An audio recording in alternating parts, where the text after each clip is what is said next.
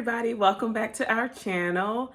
This episode is going to be fun. It's going to be a breakdown of our finances and what we spent for our wedding. And on a separate video, Rell and I will talk about our full wedding experience. We'll break down the do's and the don'ts and the things to be warned about. But in this video, I'll be focusing on finances, and throughout I'll give a couple of tips for COVID brides and for brides overall. So let's get into it. Okay, before I get into it, I wanted to talk about a couple of disclaimers before I move forward. Our wedding in total would have been close to $20,000 if we did not have family contribute. So I do want to give that disclaimer that we did not spend all of our, well, we spent all of our money, but we did not spend close to $20,000 due to our family contributing amounts to us. And so I will keep their names disclosed just for personal and privacy reasons, but I just wanted to give that disclaimer. Also, if we weren't contributed the funds, which was a total of about $5,000 to $6,000, but if we wasn't given that money, then we would have just had a more intimate wedding. So we had 55 guests. But had we had not received the gifts that we did receive, we probably would have had about 30 to 40 people. And then we would have cut a couple of different things that we didn't feel that were necessary. So I just wanted to give those disclaimers so now I can really get started. So for our vendor, our food and decor, and that's including like the cake and the alcohol and the food and the venue space, we spent $10,400. And I can break that down a little bit more. So we spent about $2,000 for the event space. We spent $6,500 for the food and alcohol. And for the cake, we spent we did cake and cupcakes, which that's a good tip too. I would actually, instead of just focusing on like a 4 or 5 tier cake, you don't know who's going to eat the cake. You don't know if vegans are allergic. You don't know if there's something in there that vegetarians don't eat. So I would get enough for everybody, but I would have cupcakes and cake mixture. Like I wouldn't do, from our vendor, a 4-tier cake was way more expensive than doing half, like 2-3 dozen cupcakes and then 2 layers of cake, if that makes sense. It was cheaper to do 2 layers and multiple dozens of cupcakes versus just doing 4 or 5 tier cakes. So that's just something to consider. But that $10,400 also includes our party favors. So our wedding favors, we gave these little care packages, and that on the bag it said in sickness and in health. And we gave them a lot of different gifts that they would need either throughout the event or they could use after the event. So it ranged from hand sanitizer to masks, a ton of different things in those little bags. So we fill them up and put them on each chair along with the programs, and also some pictures throughout. And I'm sure you guys will see it here pop up on whichever side it'll pop up on. But yeah, so we did those favors. Those were $500. So they're about $8 a piece and well worth it. With everything that you got in that little bag, it was well worth it. Flowers and decor was $1,200. So we had a Christmas wedding. So if you're watching the channel, you pretty much know we had a Christmas wedding, and we had a lot of garlands and reds and deep wines. Our color scheme was black, gold, and wine. And so our venue was kind enough to incorporate all of our core colors in our decor. So that was all included. Then the flowers and of course our floors, he made sure everything matched the way I wanted to. And I'll include those pictures as well. So that $10,400 includes, I'll repeat that again, the venue, the food, the alcohol, the cake, the cupcakes, the favors, the flowers, and decor. That's a really big chunk of everything that we spent, but that's that on that. So next we'll talk about stationery. Stationery was pretty simple. A lot of people don't know this, but my first major in college, well, one of my first majors in college was graphic communications. So I designed everything that I printed. So the signage, the menus, the wedding programs, everything except the invitations. The invitations, I have a separate video on that. I worked with a company that gave me a credit if I marketed their invitation, and we got professional pictures done of that too. So but once we get those final pictures and everything, we'll share that on our Instagrams, and you'll see that in the description below. With the stationery as well, in my day-to-day job, I am a marketing and event coordinator. So I do different corporate events. I do like trade shows. I do events on the side. I do wedding planning on the side. I do several different event planning ventures inside of work and outside of work.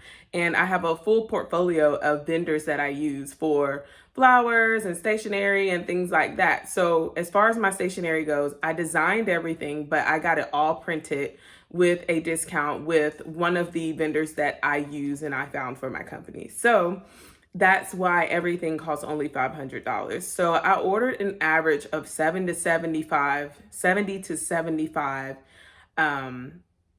items per thing that I ordered. So for example, menus, I ordered 75. For the programs, I ordered 70. Signage around the venue, that was a last minute thing that we added. We wanted people to have COVID guidelines listed. We wanted them to be able to put their eyes on what to do and what not to do with the venue, just for consideration of other guests. So I designed that. The gift card, the card and gift tables, I designed that. Everything. I designed everything except our invitations that were sent out. And our save the date thing, I designed that too. So I designed just about everything. That saved a good chunk of money. But for $500 to get all of those things, 75 a piece, I think we did a really great job with stationery. So yeah, stationery was $500. Our attire was very interesting. So the attire, let me say the price first. So the attire was $2,935.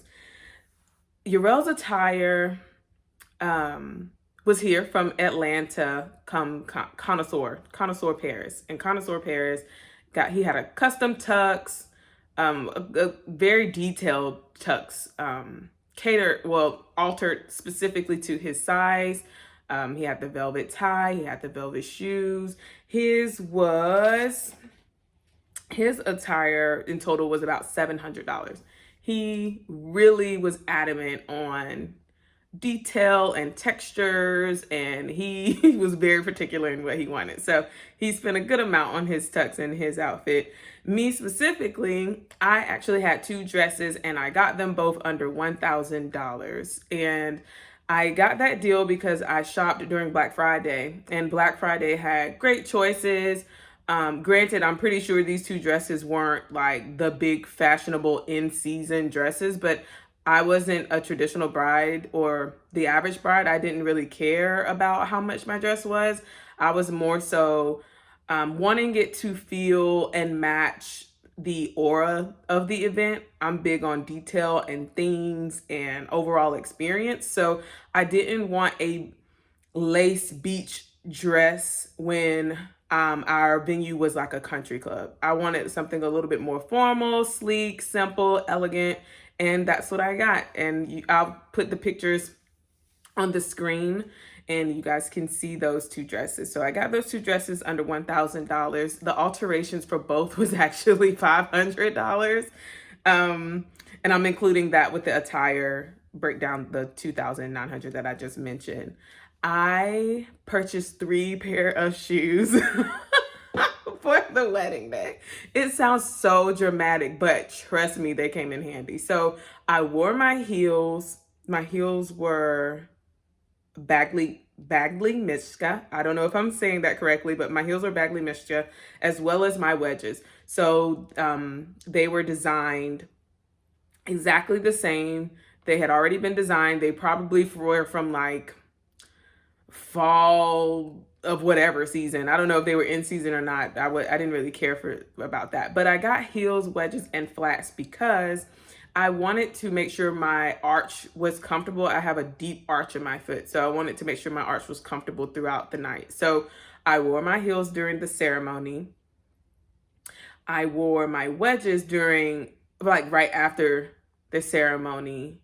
And then I wore my flats for the rest of the night for the reception and the changing of the dresses and everything. So I made sure I altered my dresses to fit my first dress to fit the height. The heels and the wedges were the same height. So I made sure that I got my alterations in my heels and wedges. And then with my reception dress that I changed into, I just used my flats and I got them altered with my flats. Another thing with attire, my jewelry, my headpiece was $150, earrings and necklace and bracelet set was $205. Did not expect to spend that much on jewelry, but I didn't want it to be like fake jewelry that turned my neck green, because when I have fake jewelry and it turns my neck green, the green pops more than my skin tone. So I wanted to make sure it was real jewelry. Even if it wasn't real diamonds, I wanted to make sure it was real jewelry. So I spent a lot of money. Wow. Now that I think about it, I almost spent more money on my jewelry and my headpiece than I did my dress, than my first dress anyway. So yeah, undergarments. My undergarments was $150. Whew. Did not expect that price either, but I budgeted it in by removing some different things that I didn't want. So that is our attire. Our attire total again was $2,935. Next, beauty. So beauty, our beauty total was $580. So that's Rell's haircut, my hair, my makeup artist. The makeup artist also did the makeup for my mother and my sister. So all of that makeup, my nails, my brows, everything. Rell was actually fortunate enough, his barber gifted him his haircut because he's a loyal customer. He's been going to him probably for like 7 years now. So that was awesome for him. My hair situation. So bride tip. If you want a particular style, do a bridal trial. And a bridal trial is when a bride decides the hairstyle she wants, but she allows her hairdresser to do it as a test or a trial, just to see if the bride likes it, to see if the hairstylist can execute it, and to just make sure it's comfortable overall. I am so glad I did a bridal trial, because I'm going to insert the picture of the hairstyle that I originally wanted. I originally wanted a updo low bun that was curled and pinned towards the back of my head. And I got the trial and my head felt heavy. When I got home, it just started to hurt really bad. I took a nap, woke up, and I pulled out about 80 to 90 hairpins. It hurt my head so bad. Even to take them out, it just hurt it so bad that I decided I no longer wanted that style. It was uncomfortable. I did not want a headache on my wedding day. And so I talked to my hairdresser and she was able to give me a completely new hairstyle. And I'll insert those pictures as well. So brides, big tip, do a wedding trial to make sure that your hair consultant can execute, and just to make sure that you are really comfortable with what you're doing. You're going to regret it if you get a hairstyle that you don't like or it's uncomfortable. So I definitely recommend that. And sorry for looking down. I hate looking down when I talk, but it is so many numbers and I'm going to make sure I get it correctly. So I just talked about beauty, vendors and entertainment. Big disclaimer. Rell and I, all of our entertainment vendors were either friends from college or friends that we met and colleagues from work. So this price may not be the same as what they may give you. So our photographer and our videographer each were $1,500 each. And our DJ, he also was a DJ and an MC. We both met him in college and he flew in from Miami, and that he was $750. So, but I do want to just say that disclaimer again. These prices may change, may not be as accurate. 2021 is crazy busy because everything was changed from 2020. So these prices may not apply to everyone, and they are our good friends. So that's just something to consider with vendors and entertainment. Okay, and lastly, category is going to be the miscellaneous category. So the broom, the flower girl basket, the ring bearer pillow or box, the flags, candles, lanterns, table numbers, etc. All of these things, I actually kept the receipt on everything. I have a full spreadsheet of everything that I spent and where I got everything from. And I left that at a total of $600. So every price that I'm mentioning, I probably rounded up a dollar or two just because I didn't want to get into the numbers aspect of cents. But yes, $600 I budgeted for that. So that's the cake stand, frames for the signage, all those little miscellaneous things that you're not thinking about. Our unity cross, that's another big thing too. We did a unity cross rather than the lighting of the candles or the sands that most people do. We wanted something that we could actually see ourselves using in our home. So we did a unity cross. That was a pretty good amount. Yeah. So I wrote down $600. It was probably around $590, but I rounded it up just for the sake of time and accuracy, just for like shipping and all those different things. $600 for all of that. Most of these things, most of the personal touches things I got from Etsy, and I reached out to the designers and the founder of the companies on Etsy directly, and I asked them to customize certain things, to make sure the colors match, to make sure things come together correctly. I was very visual. 4 months in advance, I made sure I had like my eyes on what my things would look like for the Etsy vendor. So Etsy's very good, very responsive. Some things did not make it in time, unfortunately, for the wedding, but I was able to get that refunded and locally go to Hobby Lobby and Michael's to figure that out and work that out. So that was my miscellaneous category.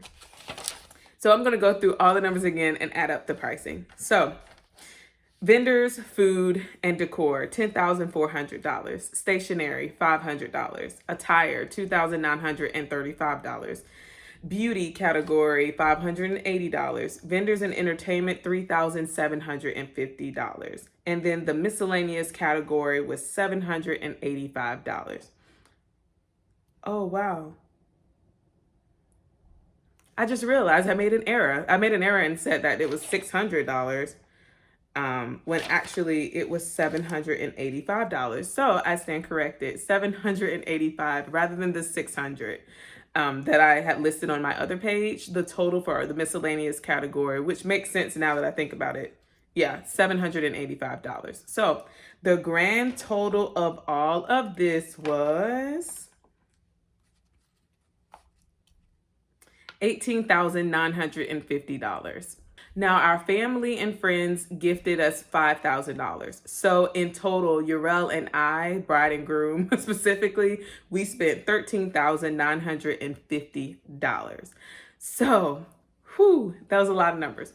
But yes, overall we spent under $14,000. Of course, this does not include our rings or our honeymoon, and our friends and family, specifically our family.